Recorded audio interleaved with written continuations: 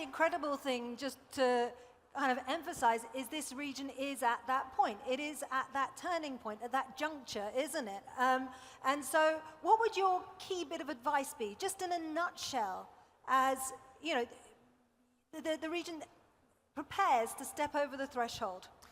Yeah, I think what I see is tremendous amount of excitement from customers and all of our customers, as well as just everyone I speak with. And that's great. The public cloud is early stages of both coming into the market as well as how customers are starting to adopt it.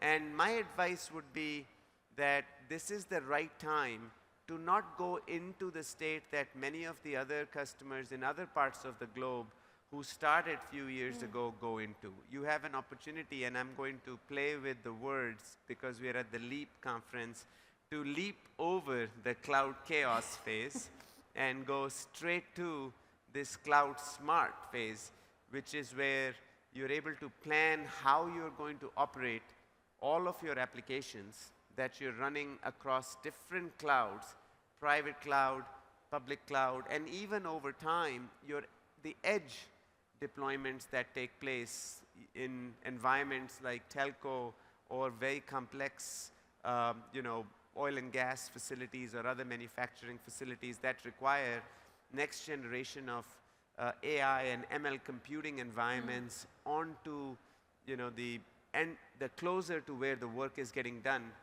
And in those kinds of environments, you need an operating model that's consistent. There is a single skilled workforce that's able to manage it. You know that your applications are running with the right degree of sovereignty and a single governance model that can be adopted.